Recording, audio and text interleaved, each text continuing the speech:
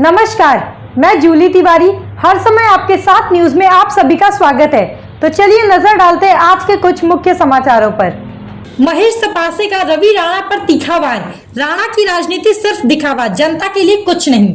राष्ट्रवादी Congress party Sharad Pawar गुट के मुख्य प्रवक्ता महेश तपासे ने निर्दलीय विधायक रवि राणा पर तीखा हमला बोलते हुए कहा है कि उनकी राजनीति सिर्फ दिखावे और प्रचार के लिए है, जबकि जनता के लिए उनके पास कोई ठोस योजना नहीं है।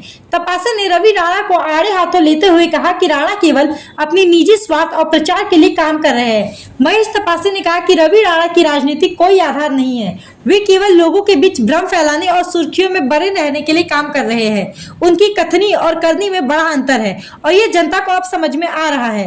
तपासे ने रवि राणा पर आरोप लगाते हुए कहा कि उन्होंने अपने निर्वाचन क्षेत्र की समस्याओं को हल करने के बजाय केवल विवादित मुद्दों को हवा दी है। तपासे का कहना है कि रवि राणा की राजनीति में कोई ठोस नीतियां नहीं है और उनकी पूरी रणनीति सिर्फ मीडिया में बने रहने की है। महेश तपासे के इस बयान के बाद महाराष्ट्र की राजनीतिक हलकों में चर्चा का माहौल गर्मा गया है और अब सभी की निगाहें रवि राणा की प्रतिक्रिया पर टिकी हुई है। भारतीय जनता पार्टी समर्थक आमदार रवी राणा यांनी वक्तव्य केलं की मला जर मतदान केलं नाही तर लाडली बहीण योजनेतनं दिलेले 1500 रुपये मी परत घेणार। रवी राणाजी, हे पैसे तुम्ही देतायत का? तुमच्या घरातले पैसे आहेत का? हे पैसे महाराष्ट्र शासनाचे आहेत आणि हे पैसे महाराष्ट्र सरकार देत आहे। तुमचे मुख्यमंत्री किंवा तुमचं पक्ष किंवा शिवसेना पक्ष किंवा भारतीय जनता पार्टी हे पैसे देत नाही, हे पैसे महाराष्ट्र सरकार देत आहेत।